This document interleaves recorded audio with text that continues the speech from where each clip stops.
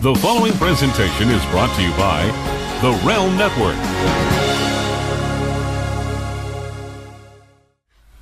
It's right about time again to swerve again, confuse the general fans again.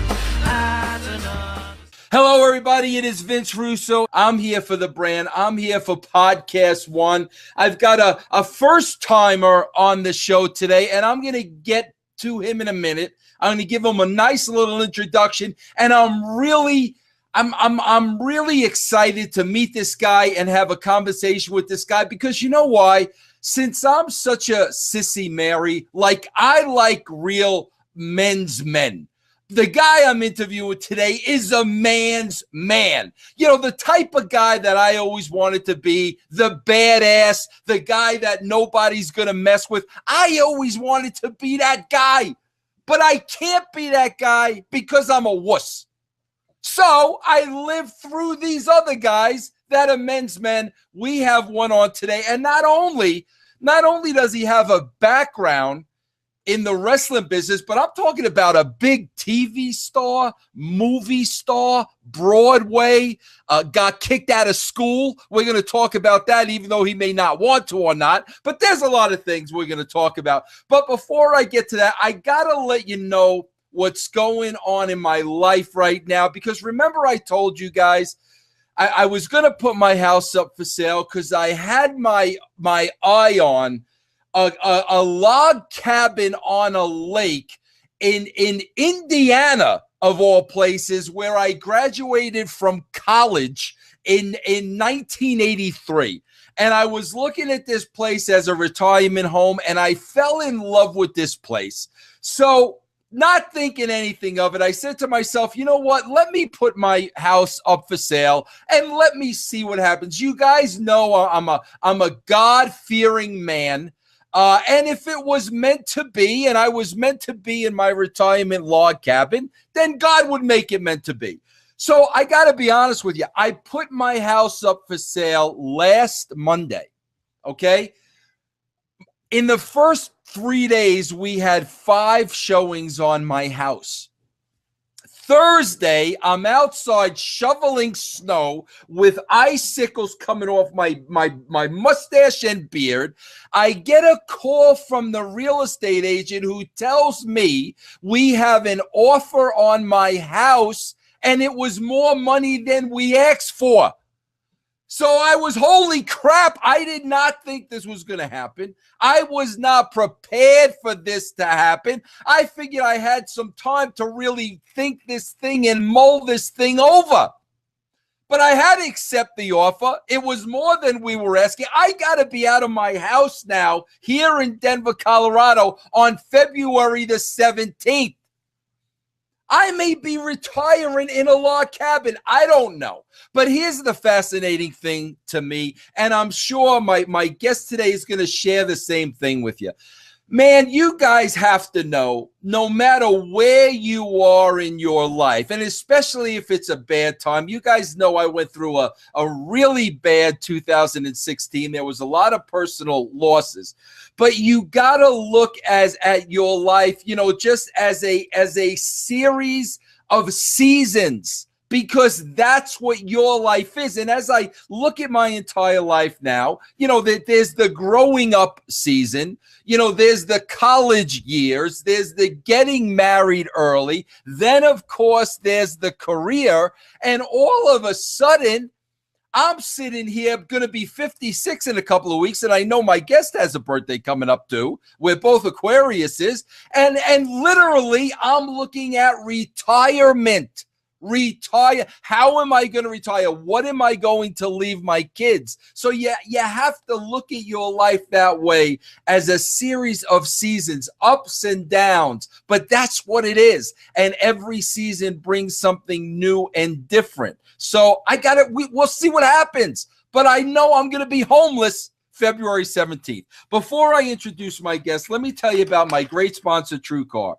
When you're looking to buy a car, you want to make sure you're getting real pricing on actual inventory. Unfortunately, A lot of times this isn't the case. People configure cars online only to find out they're not available. The old bait and switch, which happened to me. I went to a website to look for a car. I found about 3 or 4 cars I like, went to the lot. Those cars did not exist.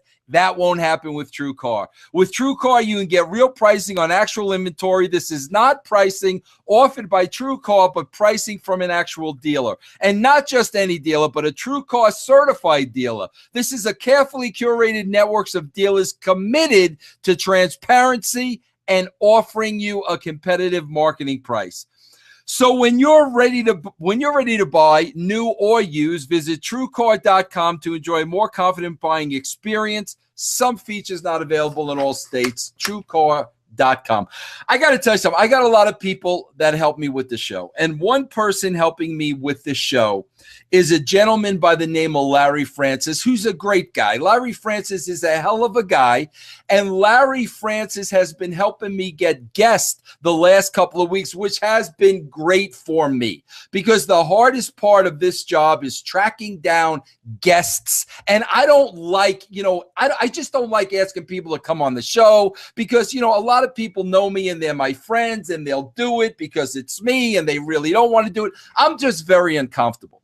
So Larry has stepped in and he's really, really helping me out. And he's brought some great guests to my attention. But I got to tell you something, Larry, you're a little bit of a knucklehead. And I'll tell you why. Because Larry brings to the table a guy by the name of Jimmy Noonan. And he tells me that Jimmy was head of security at WWE for many, many, many years. I used to work with the guy before Jimmy, a guy by the name of Jim Dotson, who was a terrific guy, a great guy. But I'll be, in all honesty, when Jimmy Noonan was the head of security for WWE, I really wasn't watching the product because I was working for TNA. So I was just too busy working on my own thing to watch what the WWE was doing. So I said to Larry, Larry, I don't know Jimmy. I'm not sure what kind of a conversation I would have with him. It might be awkward. And Jimmy says, I talked to him on the phone for hours. He's a great guy. He's got great stories. You guys will hit it off great. So I said, all right, let's book Jimmy Noonan.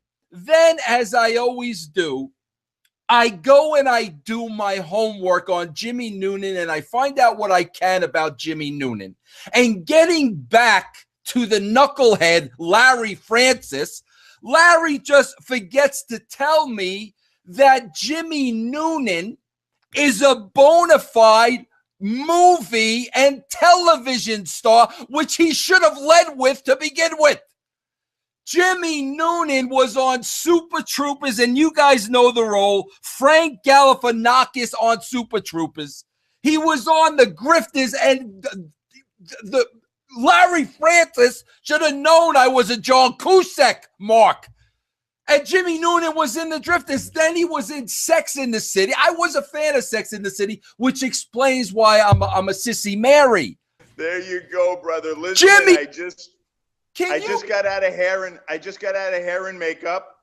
I obviously didn't do so well in wardrobe today, but I'm ready to go. And I got to tell you, Vince, I stopped doing this about a year and a half ago. When I've been getting a lot of calls over the years to do interviews. Most I would do, I kind of lost my mojo in the wrestling business, and I kind of wanted to create a little more in the acting business, and I just thought exposure was exposure, and that maybe something would happen. So I went on Monday Night Mayhem, and then I would start doing a lot of interviews with different outlets. But about a year ago, I told this kid, Evan Prout in Baltimore, I said, and I resigned from doing more wrestling interviews just because, I'm out of the business and I'm an old guy and who gives a crap anymore. But when I heard that Vince Russo might be interested in talking to me, I was 100% down. I'm not a Mark and I'm not Markish. But, there are a few guys in the business, and this is a shoot, man. You know, when I think of the legends of the business and the guys who really done it, you know, of course there's Vince Sr. and there's Vince Jr. And then there's, you know, guys like you and Paul Heyman and Bischoff, you know, guys who really made a difference, guys who weren't taking bumps, but really made a difference in the business. And when it was time to come on the Vince Russo show, I gladly took the opportunity. Jimmy, I don't want to talk about Vince Russo. I want to talk about the great Jimmy Noonan because I don't want to talk about wrestling. I want to talk about Jimmy Noonan. Now already you're telling me I'm sitting here in hair and makeup. What are you working on now? I'm not working on anything, Vince. You know, it's kind of interesting, and I took myself out of the business to go on the road with WWE. I don't know if you know, my sister is Peggy Noonan. Peggy Noonan used to write Ronald Reagan and George Bush's speeches. Yes. And is a big pundit. And in 1999, I kind of decided I was going out WWE. I had been offered a job. And Peggy says, let's have dinner in New York City. You know, we're both from the Northeast. We're both in New York. And we're having dinner, and she said, what's up? I said, well, you know, she goes, what's this thing about, I hear about this wrestling thing? You know, like, dude, you're just coming off 3 years on Broadway. You just did 3 TV shows back to back to back. Anyway, she said, why are you giving up your dream for a paycheck? You know, I just looked at my schedule, you know. I go to us first month, you know, I'm on the road with WWE. I go to Japan twice in the next 6 months. I'm going to Auckland, New Zealand. I'm going to be in 20, 30, 40 different states. I said in the past, and I'm going to be, and by the way, I'm going to be every Monday and Tuesday night. You know, this doesn't sound bad. She goes, no, I think you're making a big mistake. The long and the short of it is I did make a big mistake. And now I'm kind of out of the business. I'm on the fringes of the business trying to make a comeback at almost 59 years old.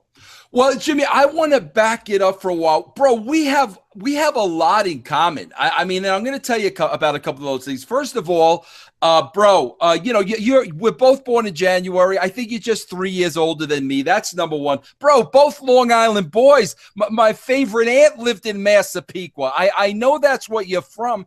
But, bro, here's what's really confusing me. And I don't know if this is coincidence or what.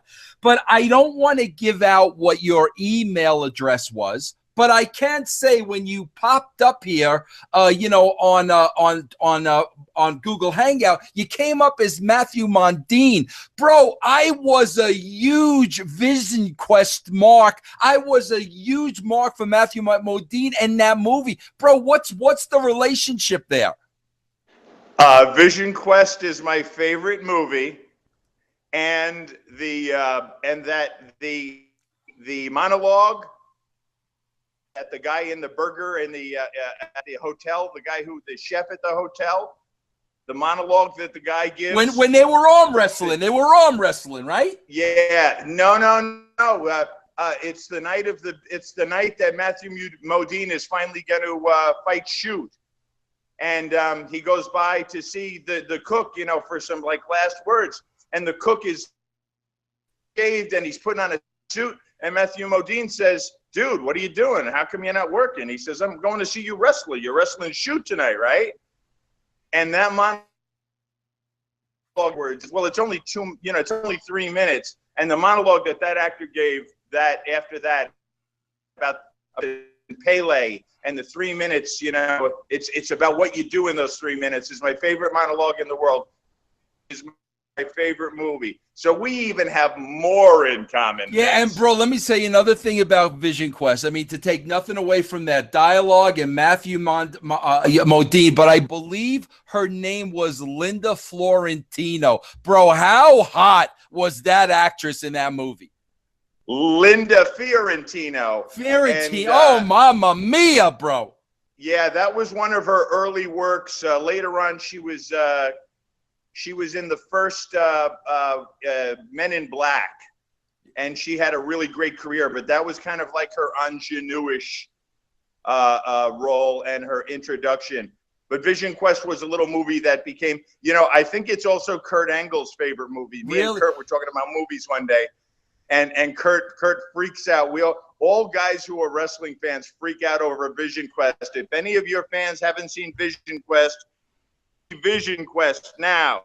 And Jimmy, you know what else? And I swear to God, right behind me, you could see. I mean, I'm a fanatic with albums, and I know you're into sports memorabilia. We're going to talk about that, bro. Vision Quest soundtrack is an unbelievable album. I don't know if you own that or not. Oh yeah, that. What's the name of that band? I don't. But what's the name of that band that does the? Dun dun. Lunatic Haze or Lunatic Fringe, baby. Yeah. It's red something, bro. I know exactly what you're talking about. Red Rider. Yeah, Red Rider. Jimmy, let's talk about your life, bro. I want to talk. This is a Jimmy Noonan interview because it's so freaking fascinating. I'm marking out over some of these things.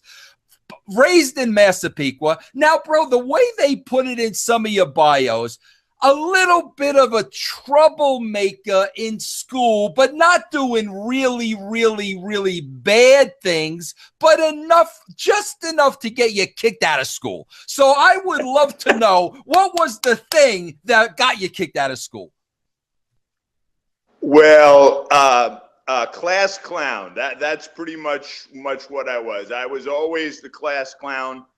I've even been in my adulthood, even within a week, with the last week at the Cigar Emporium in Lyndhurst, New Jersey, which I am right now. I'm at the Rake Poker Room at the Cigar Emporium in Lyndhurst, New Jersey, having my Starbucks. I'm smoking a cigar while I'm in the interview with you. Beautiful. That's the life. And somebody said, oh, yeah, that's Noonan.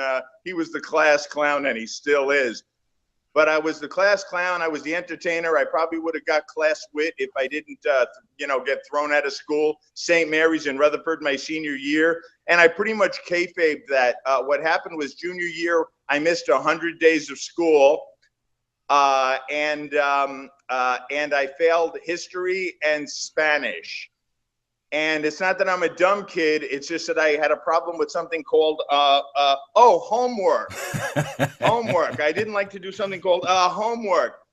And I had I was the only boy with all these women at home, 6 sisters and a mother. And I was just a problematic kid. And the other thing is, Vince, I was a raging alcoholic at 15 years old. Wow. And I had a rough next 15 years.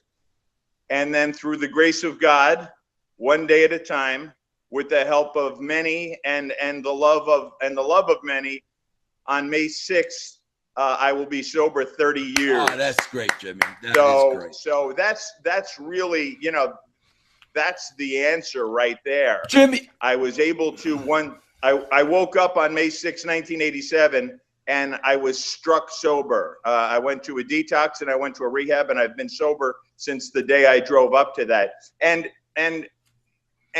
one of the reasons I say that is because we both have friends. First of all, it's important to my story. If you really want to talk about Jimmy Noonan, that's the #1 story. Mm-hmm. And you and I both have friends, even one of your friends in the last year, who suffered from drug and alcohol addiction and other things. And it's really sad, and it doesn't have to be that way. And a guy like me, little Jimmy Noonan, born in Massapequa, grew up in St. Mary's in Rutherford, has had a life beyond his wildest dreams because of the grace of God and a beautiful 12-step situation.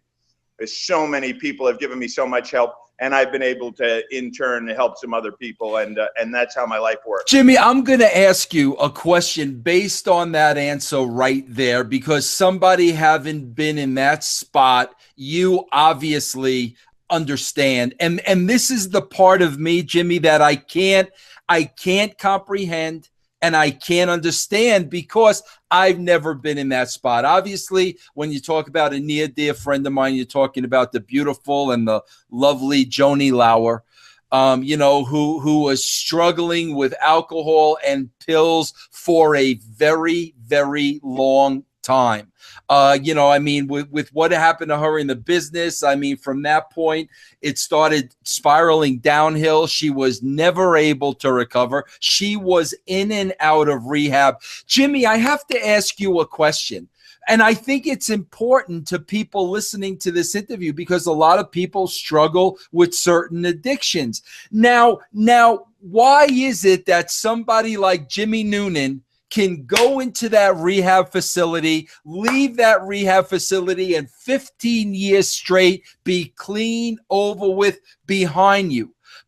But now you have the other type of personality like a China that can go in and out of rehab, but it doesn't seem to be doing the trick. What is the difference in those two types of people? Vince, first of all, great question. We've both been affected. And this is the important stuff. Wrestling is unimportant. Right. Anything else is unimportant. This is life. This is real life. We've been crushed by friends, you know, crying for hours and then waking up in the middle of the night and crying over friends dying and losing friends. First of all, it is an imperative that you hit bottom. Joni obviously didn't hit her bottom yet. Her bottom was going to be an awfully ugly bottom.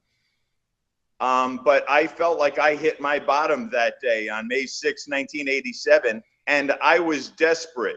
Desperation is a beautiful, beautiful thing.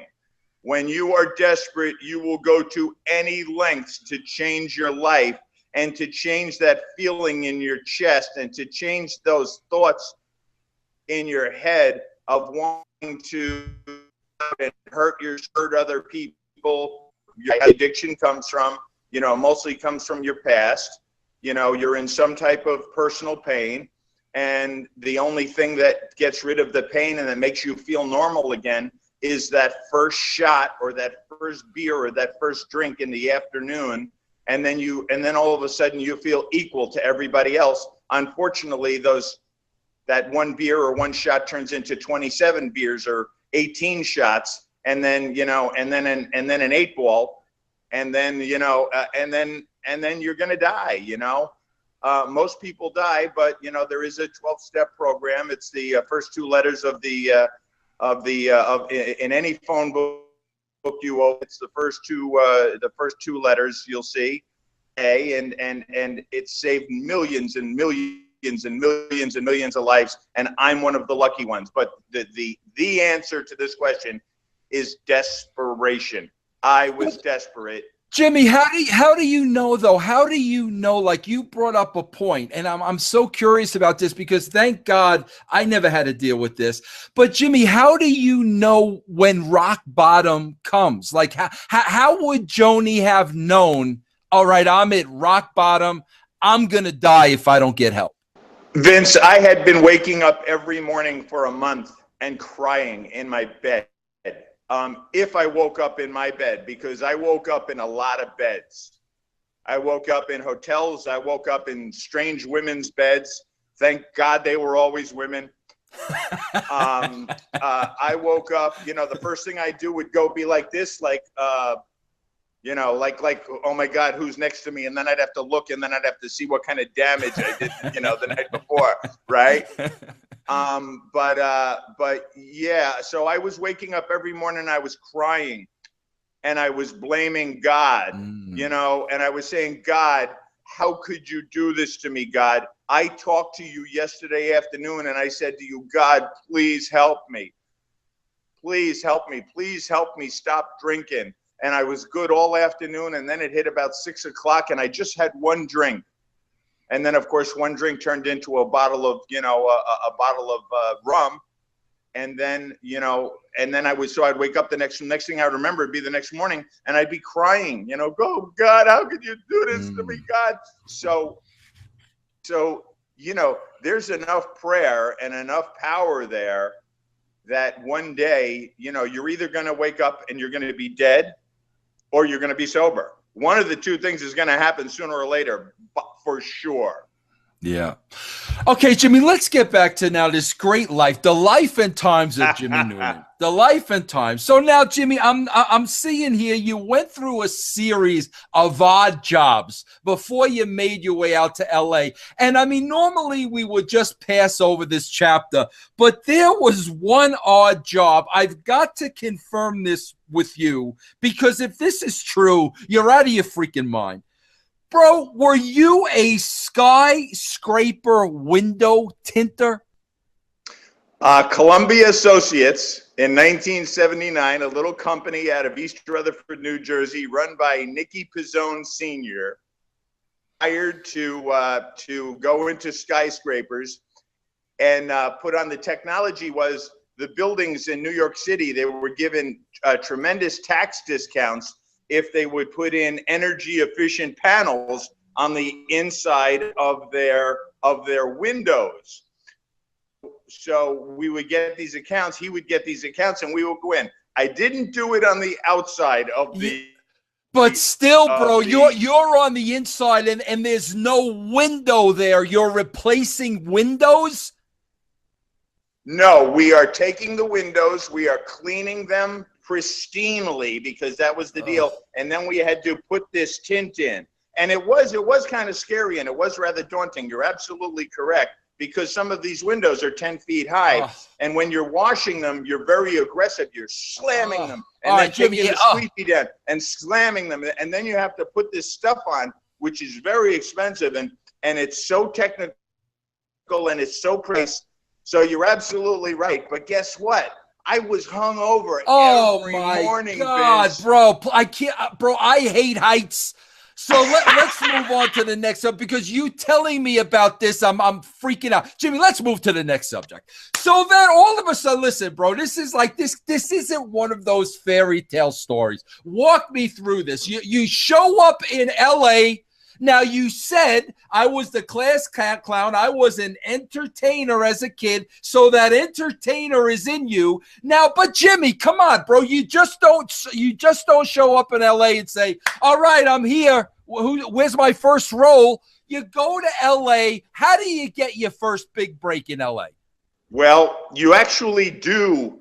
You said you don't do that. Well, I'm just going to say it. When you get sober, you set yourself up for miracles. Okay. You set yourself up for miracles. You've changed everything about your life. If you've gotten sober correctly, you are spiritually sober. You've changed everything about your life, and you're ready to go, baby. You've done so much damage in the last 16 years that it's not going to get perfect all of a sudden. You know, you got a lot of work to do, man. And after 2 years of sobriety, I drove out to Los Angeles to get my SAG card. I was on a mission, bro. I was on a mission. And of course, I start doing extra work. I sign up with Central Casting in Los Angeles. Yes, it's called Central Casting. And I start doing work, and I just knew I was in the right spot. By the way, you know, I had starred in all the plays in high school. Of the many colleges I went to, I starred in a couple of plays there. I did some dinner theater. So I was an actor. And I went out to LA to get my SAG card. And within 3 months, I got my SAG card I got Taft-Hartley on The Grifters. And I got hired by Martin Scorsese himself, who I walked into a casting agency one day, and they said, he just walked in. And I looked at this guy, you know, this lady or this guy, I can't even remember now. And I said, what's that about? They said, do you know who Martin Scorsese is? I says, come on, man. Is this some kind of joke? I said, I'm looking around. I'm thinking this is a modern day, you know, candid camera, you know, like Alan Funt Jr. is here, right? So is nice. I said, seriously, is this some kind of joke? Am I meeting Martin Scorsese? I said, when am I going to meet him? I said, in about 20 minutes. I said, well, where am I going? They said, you're going to downtown Los Angeles. Here I am. I'm in the Hollywood area. So I walk into this area, and Martin Scorsese's sitting there, and he goes, you must be Jimmy Noonan. And I said, yeah. And he said, you ready to go tomorrow morning? I go, I don't know. Am I? You know? So he gives me the script. He says, this is what we got. We got 5 minutes of an opening scene. Nothing's said between you and this guy. He says, I got a feeling something's going to be said. Donald Westlake, the screenwriter, didn't write any dialogue. because it was just going to be this kind of thing. He says, you just be ready. And sure enough, I get to the set. It was the first day of shooting. We're at a not an Applebee's, one of those places in Pasadena, California. 300 extras, me and John Cusack, and we're at the bar. And this guy Jan Monroe, this actor who does the quarters, he did the quarters thing, and John Cusack gives him the money, and then John Cusack says, "Sir," and I walk over, and they go, cut. We gotta have Jimmy's got to say something. So they say, well, what's he gonna say? I said, well, I'm an ex-bartender. They said, well, what would you say? I said, it's a busy Applebee's at noon, on a Wednesday. I said, what are you having, buddy? He goes, that's perfect. Let's roll. Boom.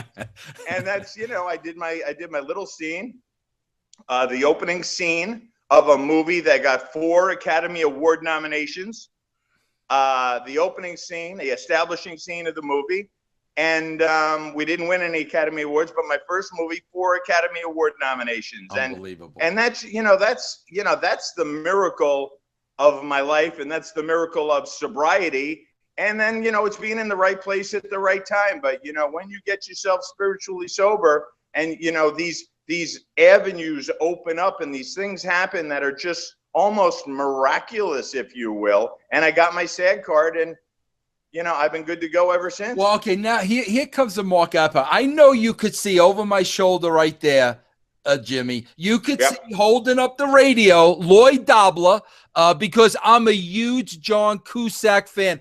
I always say this about Cusack, Jimmy, and please don't bust my bubble. Lie to me if you have to. For some reason, the appeal of John Cusack to me is he just comes across as the nicest, most genuine guy. Like, he's one of those guys you see in the movies that, like, yeah, I could be friends with that guy. He's such a likable presence.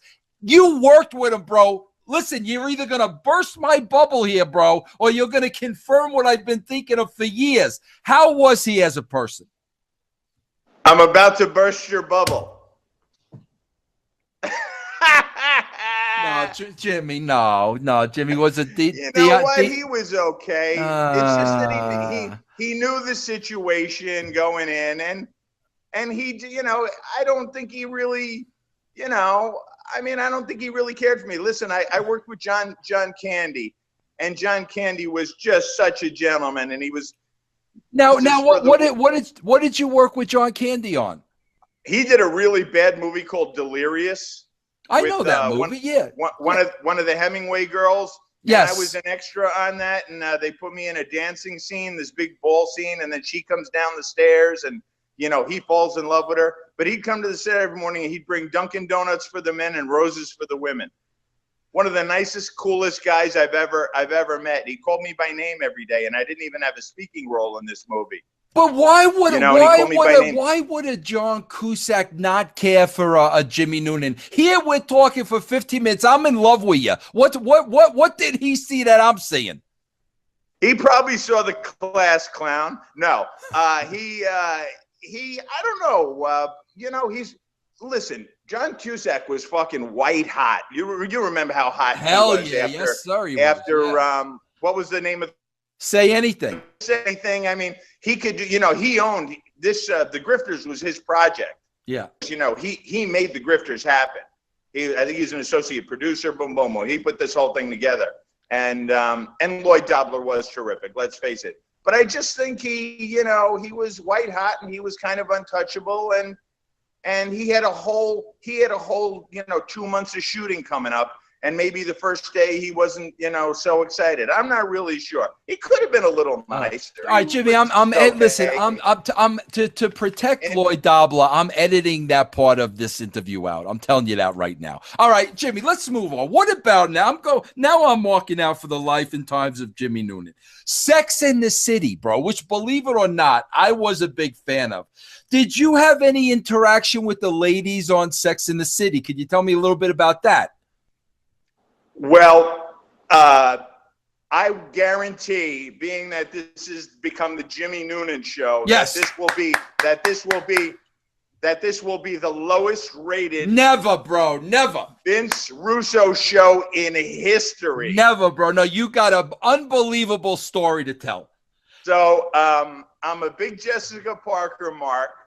I think she's hotter than hell. Yeah. There was a picture of her. I don't know if you remember when she was involved for a little while with the young Kennedy boy before he died. Yeah. And there was a picture of where he dunks her on a date. She had this nice Dolce and Gabbana dress on, and he dunks her in the pond at Central Park. And she got out, and this gown she had on was very form-fitting. Butt on her to die for. I had done a TV show in Los Angeles years before called Equal Justice, and I met her on Equal Justice. I was the second bartender on Equal Justice, and she was known in Hollywood as a bitch. She was a young girl, she was hot, and she was known as just a little scoundrel. Nobody liked her. And she was a little rough that day on Equal Justice, except she had a pair of pants on, and you could not take your eyes off her butt. So, with that in mind, I'm in my trailer in Midtown Manhattan, and we're getting ready for this shoot where Samantha, Kim Cattrall, walks into a bar, and she's got heat with everybody in New York City, and I'm the bouncer at the club who's got to tell her no, she isn't getting in. But in the meantime, I'm in my trailer, and Sarah Jessica, there's a knock on my door, and I'm reading the New York Post, right? Because I only got a line, and there's a knock on my door, and it's Sarah Jessica Parker, and her assistant. So Sarah Jessica Parker takes her hair. She goes, "Hi." I go, "Hi." She goes, "Up?" With her hair, I go, "Up." She said, "I told you he'd say up. Why up, Jimmy?" I said, "Because what it does is it takes those beautiful curves on your face and it just accentuates them." And she goes, "Oh my God." She goes, "By the way, I know you, don't I?" I said, "Yeah." She goes, "Equal Justice?" I said, "Sarah, that was 20 years ago." She goes, "Yeah." She goes, "I really liked you." She says, "This is so cool." That's great. And then we said goodbye, and I never saw her again. And by the way, I only had one line on the show. It was a big, Six in the City was the hottest chick flick show in the history of TV. Yeah. So everybody's seen it. More women are impressed with my one line on Sex in the City than they are about WWE or Super Troopers or anything else. But I got to say, one of the classiest sets that was on, came up to me before the scene. She said, "You must be the bouncer." I said, "Yes, ma'am, I am. Always the gentleman. And I said, "Yes, ma'am." And she said, welcome to the family." Wow. Welcome to the family. Yeah. Wow. That's great, John Cusack in this big movie, barely even says hello. And Kim Cattrall, and I'm sorry to crap on you. I'm editing that out. I know. I know. And Kim Cattrall comes up to me and says, "Welcome to the family." What a beautiful, classy thing. Now let me ask you this hypothetically, Jimmy. Say you could just say hypothetically, you could have had your way with one of those four women. Let's see if you and I are on the same page. Who would you have chosen out of the four? It's not even close. Sarah Jessica Parker. Really, huh, bro? Oh, not even close. I don't care. They could say they could talk about her looks all day. She's just got an innate sensuality about her, and she's got that smoking little body. I would have picked Christian Davis. Yeah, maybe, but no, I'm all over the Sarah Jessica Parker. All right. Now, Jimmy, let's go, and then we'll move on, unfortunately, to wrestling, because they'll kill me if I don't ask you about this. But now I still got a couple more questions. The big role on Super Troopers. Frank, I don't want to butcher the name. I know it was Frank Galifianakis. How does that come about, Jimmy? Well, it's Zach Galifianakis, the guy from The Hangover. Right. And I'm Frank Galifianakis. That's why I was Galifianakis. Okay. It comes out through casting. Remember, I'm an actor now. I'm an actor in New York City. I got an agent. I'm going on auditions every day. I'm auditioning on one day, I walk into a room my agent calls me, says, "Can you get downtown at 13th Street for an audition for a movie they're shooting in Shreveport, Louisiana?" And it turned out to be Susan Sarandon in that movie where she played the nun. And her Tim Robbins, who's her husband. Yeah. She won an Academy Award for it. Whatever. Oh, I know what you're talking. Dead Men Walking. Dead Men Walking. Yeah. Okay. Yeah. And my agent doesn't tell me that I'm going to walk into a room and it's just going to be Susan Sarandon, a camera, and Tim Robbins. You know, so I mean, I'm in it, man. Yeah. I'm in it. I am an actor in New York City. I'm in it. I'm getting auditions for top stuff. You know, small character type roles for top stuff. I mean, I am an actor in New York City, and I'm making it. And it's very clear to everybody that I am, including me. And of course, my agent called me one day. He said, "These guys from this movie, we sent in a picture to the casting lady, who's Jennifer McCarthy, I think her name is, or McNamara, who is doing. She did all the casting for Sex and the City. She did all the casting for 30 Rock." And now she was casting Super Troopers. By the way, Jennifer McNamara, if that's her name, or McCarthy, whatever, Jenny. Anyway, once called my agent and said, "I have to tell you something about Jimmy Noonan." Class clown background, my agent would always go, "Oh, this is not going to be good." She said, "Jimmy Noonan is one of my favorite actors in New York City." I was like, wow. And he called me and told me that, you know, it was because really you're a sweet. real guy, Jim. You are a real guy. I mean, let's face it. Now you're playing with huge egos, bro. Listen, I know about egos from wrestling, but I can't imagine the egos of actors and actresses. And, you know, to me, like, I think no matter whether you're doing the windows or whether you're at a bar with John Cusack, I think you're that regular guy that's probably a breath of fresh air to these people. Well, maybe, and I appreciate that. You know, listen, I don't know. You know, I'm pretty tough on myself. I'm that typical, you know, Irish guy from the Northeast. You know, little Irish guilt, and you know, being a bad guy in the past, and you know, I'm my toughest critic. I'm really tough on myself. I would never let anybody else. And so yeah, I walk into the room one day, and with all the Super Troopers guys, and they said, "Oh, he's perfect." They said he's perfect. So, you know, I said, "I want a regular audition." Jennifer called back and said he's got the part. He called my agent. And my agent called me and said they loved you.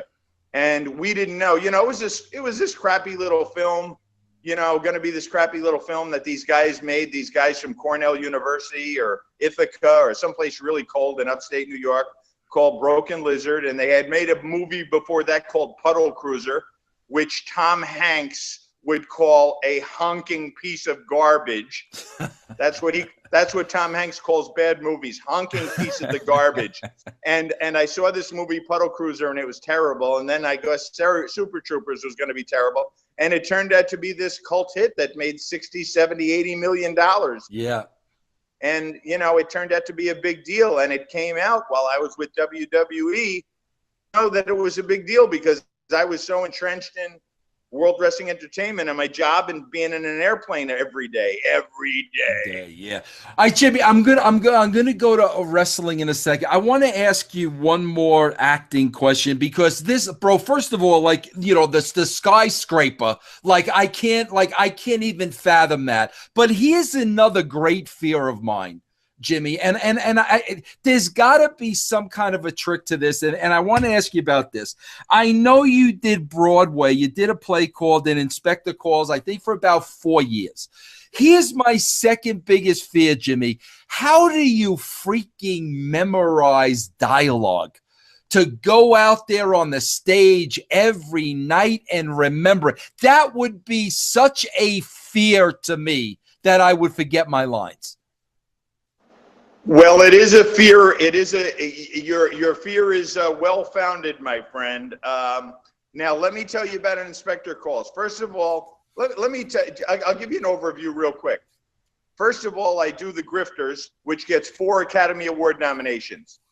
Then I do Sex and the City, which season 2, and that's the year they won all their Golden Globes. Then I move on to An Inspector Calls on Broadway, and we were nominated for 5 Tony Awards and won 4. Do I have like some kind of magic?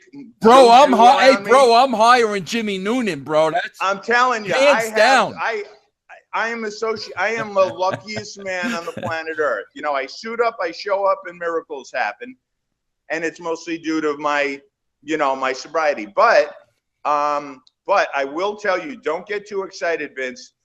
Of an inspector calls, I think we did 468 performances in about 15 months. Then the show closed because it wasn't a big musical. Straight plays don't stay open, you know, that long. It was a great run. I had easily the smallest part in the history of Broadway shows. Easily the smallest part. However, even though my mother was on the White House lawn the day my sister Peggy had written 1,000 Points of Light, A Kindler, Gentler Nation, Read My Lips for the President, my mom said the greatest night of her life was Jimmy's opening night on Broadway. Great, bro. That is. I mean, is that a, you know? We didn't even get along at the time. Is that just a beautiful? That's a beautiful thing.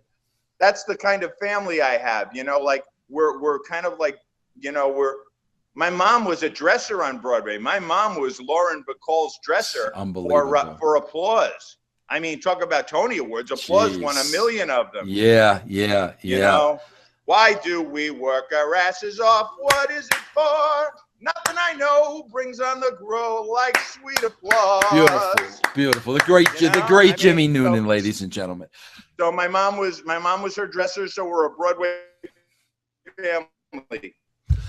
So Jimmy, but you're rolling. We're rolling here, bro. We've dropped so many names on this show, from Martin Scorsese, John Candy, bro.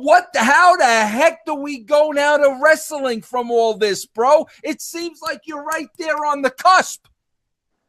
Yeah, but you know what? It's a beautiful story, and but I made the choice to go out on the road with WWE, and while I had a ball, you know, and I saw the world, and I did my fair share of being a single guy on the road, if you know what I mean. I had a lot of fun. You know, I hate to say it, but it's the truth. It was a huge mistake. Why? But why, Jimmy? Why'd you do it? Why? I did it because I saw a chance for the first time in my life to be fiscally responsible. What's the word when you're finally making some money? Anyway, I saw a way to be. I looked at the schedule. Ann Russo gave me the schedule, and I was like blown away by the schedule. I was like, wow, man, I'm going to be doing some flying. Yeah. And I had met all the guys at WWF New York. You know, I mean, I met everybody. I met Steve and I met Rob. And they kind of adored me, and they adored Jimmy Tillis and a couple other guys we were working with. And by that time, Jim Dotson had been gone. Jim's migraine headaches just got to him, and they kind of had no security. And by the way, things had changed. You know, the Attitude Era was coming to an end. And now it was going to, it was this big money business, which really had no security. I mean, they had guys who did security, but they weren't security guys. Right. I was a security guy. My first client was Charlton Heston in 1989 out in Los Angeles. Talk about dropping names. When I went out to get my SAG card, I got hired by Charlton Heston to do a job. So now I've got the security background. I got this, I got everything going on. I mean, I'm hot as a pistol. And so now I'm not blown away by the talent. I'm not a mark. We're doing Velocity and Heat. Remember Velocity and Heat, yep. Those two shows? Yep. We're doing them from WWF New York, and I'm basically helping run security for these guys, and they like me, and they brought me on the road. They needed security. So and then they made me the money offer, and then I was like, and then they asked me to take it over. I was like, I'm down. Me and Jimmy Tillis ran security for a lot of years with a couple of other guys, and then it just pared down. Yeah, I can understand, bro. Like, yeah, I mean, I know, bro. Bro, so many times, Jimmy, I'm in a situation where I really don't want to go back to the business, but it's like you said, bro, when there's that steady money and it's good money and the money's coming in. So like I totally get it and understand. Jimmy, what was the craziest security situation you ever had to deal with while you were working in the WWE? Well, there were a lot, but you know, Canada always got crazy. I don't know what your experience was in Canada, but I came on right after Owen, and I came on right after Eddie famously got pushed off the ladder by that kid in Edmonton. Remember, Eddie was up on the ladder, and the kid came on, and then Eddie messed him up. Yeah. But the kid was big and he was very aggressive. So I came on right after that. So things are a little over the top. Some of the physical in the ring and with people. Victoria, Canada, the famous place. That's where Jericho got out of his car. You can see the videos on, WWE talent getting, mauled by fans. Jericho gets out of his car and has it out with this girl and this guy, and it got physical. Well, I wasn't there at that point, but it also happened to me in Victoria, Columbia, that island off Vancouver where you got to take the ferry to. It's a beautiful place, but they're out of their mind. So there was always fights. There was always fisticuffs. There was always heat, especially in Canada. But one night in Detroit, I don't know if you remember this. Eddie, I believe, was the world champ, and for one night, Triple H came over to SmackDown. It was like a one-night trade, and it was Eddie and Triple H in the main event in Detroit, Joe Louis Arena. And some kid runs down the aisle, hops up on the black barrier, and flies from the black barrier into the ring. And Eddie and Triple H interrupt the match. Of course, TV took the cameras off them right away. Right. And this kid got scared off by Eddie and Triple H. He comes out to the end, and I clobber this kid. Boom, and I take him down, and he got arrested. The odd part of it was he didn't know it was in the middle of a commercial break. He didn't get his 15, right? The kid didn't even get his 15 minutes of stardom. He was just such an asshole, you know what I mean? Yeah, but there were always stuff. Jimmy, I would have to think though. Okay, I could be wrong, but I don't think I'm wrong. I would have to believe you're in the acting, you get this great success quickly, people like you. All of a sudden now you're doing security and you're watching the acting and you're watching the stars and you're kind of on the sidelines watching this. I would have to think that there was a part of you that was dying to be a performer and perform again while you were in that security position. Well, Vince, I am. That's interesting. Interesting question. So look at it this way: all the roles I've done on TV and Broadway and movies have been supporting roles, right? Right. So I'm technically speaking the guy behind the main guy. Now I'm in security and I'm the guy behind the main guy again. Right. So that's kind of like who I am. It's kind of like my demeanor. As much as maybe somebody would say, well, he's got star qualities or any bullshit like that. Always the guy behind the guy. And I'm kind of comfortable being the guy behind the guy. So I'm not sitting there going, damn, I wish I was in this main event, because I was already being watched by 20,000 people in the arena. You know, everybody's watching security, you know, so I'm getting my Jones on by getting attention. I mean, when I would walk out after the early show, you know, I'd have one of the guys do the early show, the heat or velocity, and then, you know, Noonan would make his walkout, you know, 10 minutes before the 8 o'clock, you know, Raw or SmackDown. and you know, there would be a buzz. You know, everybody was waiting for me and Tillis to come out, or me, you know, during my shows. I mean, it was kind of like a big deal. It was like, so I got my ego stroked. It was one big ego stroke. So I almost felt like part of the team and part of the actors, even though I was, make no mistake about it, the security guy. Yeah. So I think the point is I strive in the second position.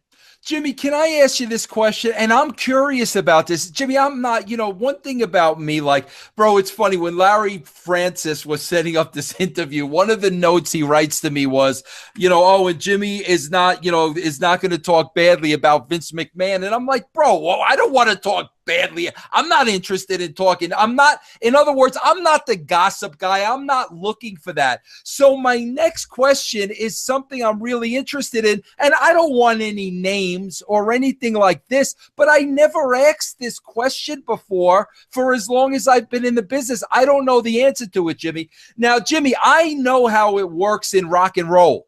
I know when the band members are on stage, they point out the girl in the second row to the roadie and the girl in the third row to the roadie. And, you know, next thing you know, the roadie's going to the girl's going backstage, yada, yada, yada. Bro, does that happen in wrestling? Like, I mean, it's such a naive and stupid question that I've never asked before.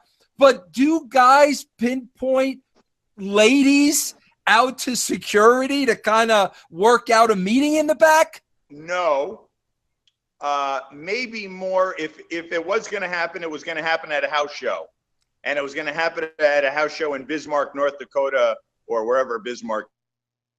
Right. Or, you know, maybe it would happen. Like, and yes, maybe once or twice, but for the most part, and I will have to say this. I want to say this delicately. There was more shenanigans going on backstage and more intrigue backstage and situations that I had to be a part of. So there was enough action backstage where guys weren't taking girls out of the audience. I got you. Okay, and I'm not going to get into that because I'm not that guy. Jimmy, let me ask you that. Okay, so Jimmy, like, so what makes us decide now? How do we get the bug again? Now we're going to go in this acting thing. Walk me through that now. Well, I'm in a very interesting, sometimes horrible, sometimes very advantageous position in life right now.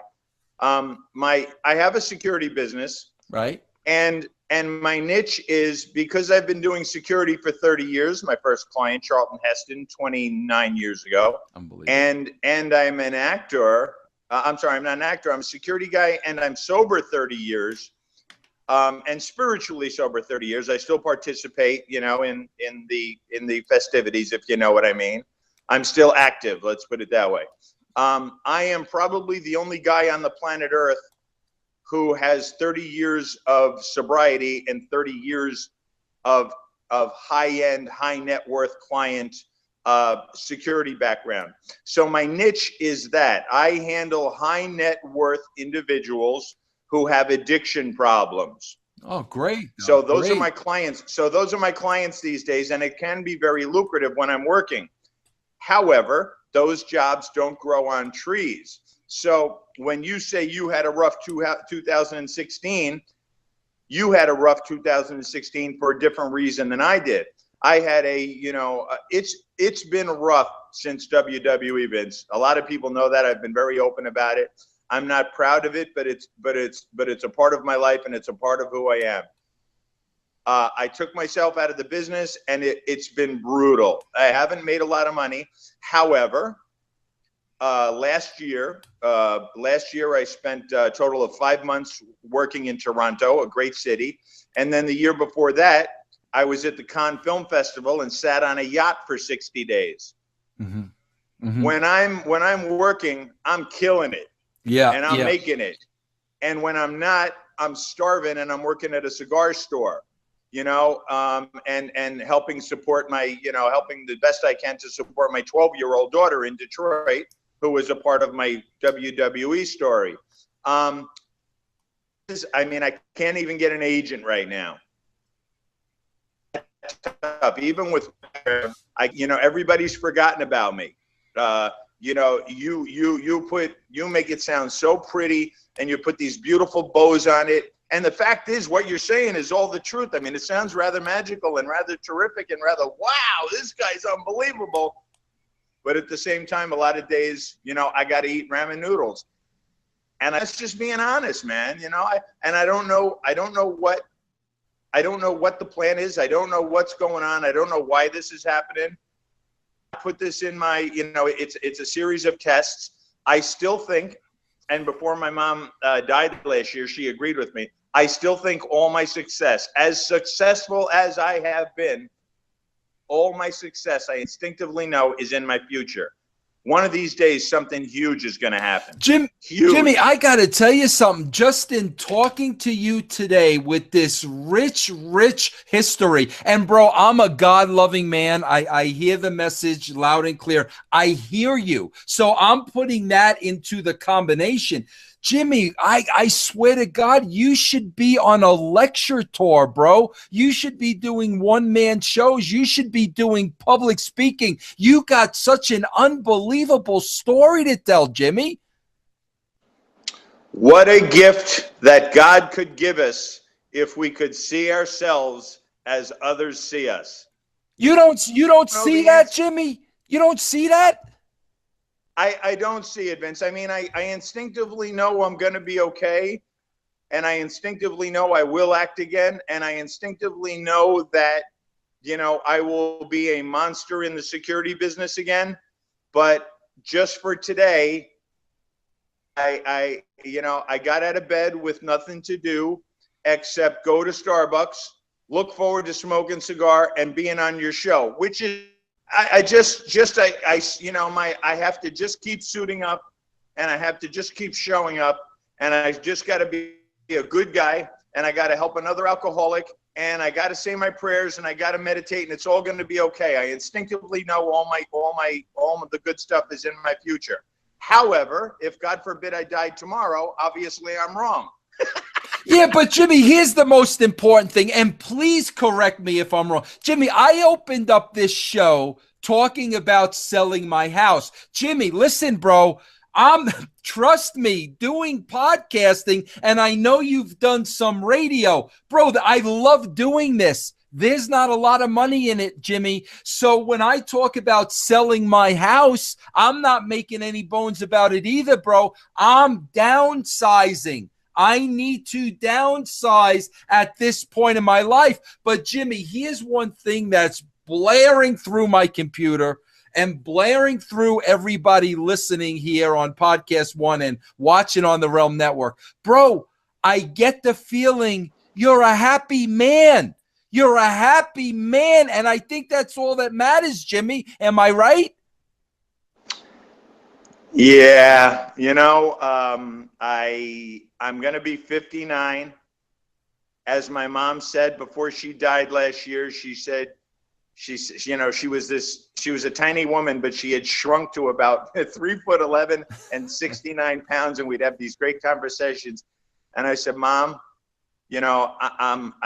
I know one of the reasons you're not leaving us is because you're worried about your little boy.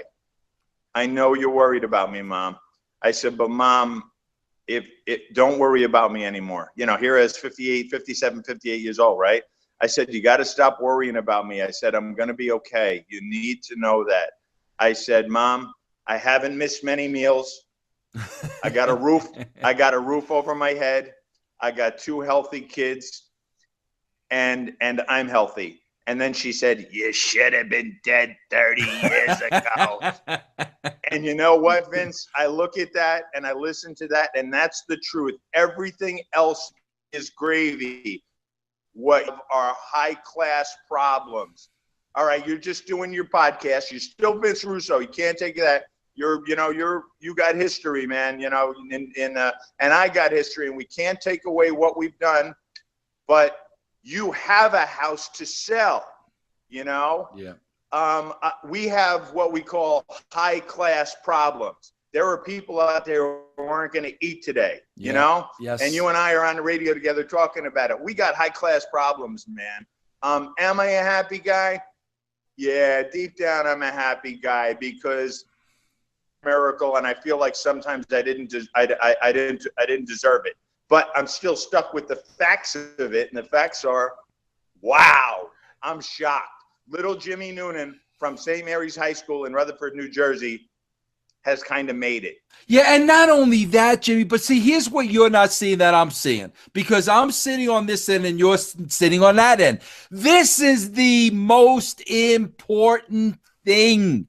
The message you're delivering today and the people that are hearing your words, Jimmy, that's the most important. And you don't even realize that. And bro, here's the thing. I'm not with you day in, day out.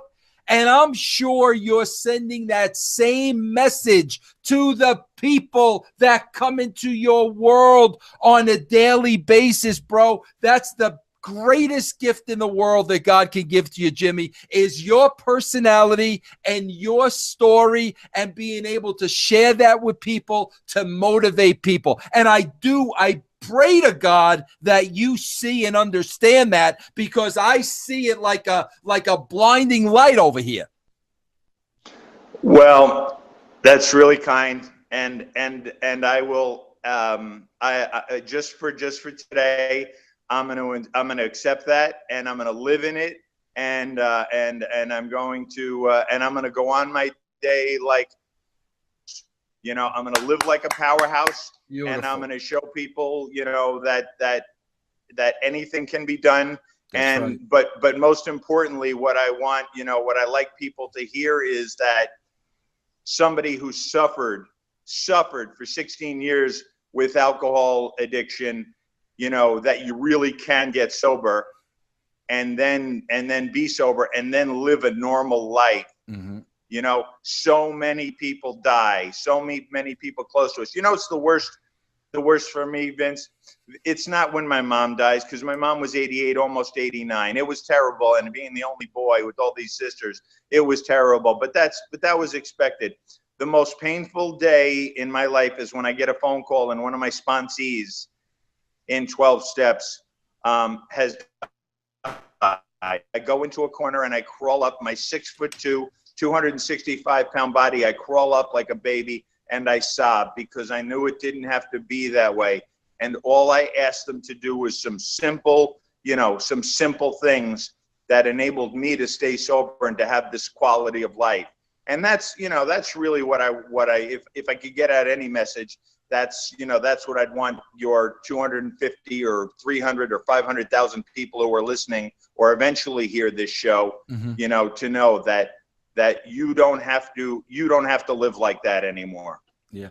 Well, Jimmy, listen, how can people listening to this show follow you, support you? I know you're on Twitter. I think you have a Facebook. How can they follow you and support you after this interview? I'm one of those idiots who's got 5,000 friends on Facebook. You know, like I don't know anybody on there, but right. You know, they're either cigar people or they're wrestling, a lot of wrestling fans. Or I don't know. I don't even know, you know, 3/4 of them. I'm simple. I'm Jimmy Noonan everywhere. I'm Jimmy Noonan on Facebook, JIMMYNOONAN. I'm Jimmy Noonan on Instagram. I'm at Jimmy Noonan on Twitter. My security company, my sober security company is called Straight 12 Security, and it can be found at straight12security.com. And one of the nice things about straight12security.com is the last page is testimonials. Beautiful. And I got a beautiful testimonial from Johnny Ace. Mm-hmm. Johnny Laurinaitis gave me a beautiful, you know, about all the wonderful things I did at W. I got a beautiful testimonial from Kurt Angle, mm-hmm. and I got a beautiful testimonial from Christopher Nowinski. Mm-hmm. You know, because of his, you know, all the wonderful things he's done. I was very interested in having him as a testimonial. And then, of course, I have letters from clients who I've helped save their kids and family members, and now they lead sober, productive lives. So, yeah, it's pretty simple, but it's called Straight 12 Security. And I'd love to hear from people, and if anybody ever needs some help, I'm there. Normally we do it for fun, in terms of any type of 12-step program. We do it for fun and we do it for free. But there are people who need more help and don't necessarily believe in God and don't necessarily believe in a higher power, and they need more help, and they have the financial access and they're able to pay for my services. But for the most part, I would do it for fun and do it for free. Yeah. Well, Jimmy, man, I want to thank you so much. It was an honor and a pleasure to meet you. I love your story. I love your personality. I love your heart. And I definitely want you to come back here and visit us again. Are you open to that? For Vince Russo? Yeah. Well, Jimmy, listen, I'm going to wrap up, but I don't want you to go anywhere because I want to give you a personal thank you when I end the show. So just hang in there. But Jimmy, thank you so much for joining us today with your story. And I'm sure it touched a lot of people today. Thank you. All right, there you have it, everybody. The great Jimmy Noonan, and follow him on Facebook and Instagram and Twitter and his security. But take what he said to heart. Please, I'm telling you, people, take what he said to heart. We wake up every day. I know I deal with depression. I talk to it about it all the time. I listen from many people who deal with what I do. Look at Jimmy's life. Look at where Jimmy was, hitting rock bottom and turning it all around to have a fascinating life. The fact that you're listening to this interview today is not by chance. It was supposed to happen. Listen, open up your heart and believe tomorrow will be a better day. Well, that's it for me today, everybody. And tomorrow will be a great day because I'll be back. So will you. Same bad time, same bad channel. Thanks for joining me, everybody. It's right about time again to swerve again, confuse the general fans again. Add another swerve and then put it on a pole again. Put it on a pole again. Put it on the pole again. And our square to quad is gonna get emotional as I wait to overbook the damn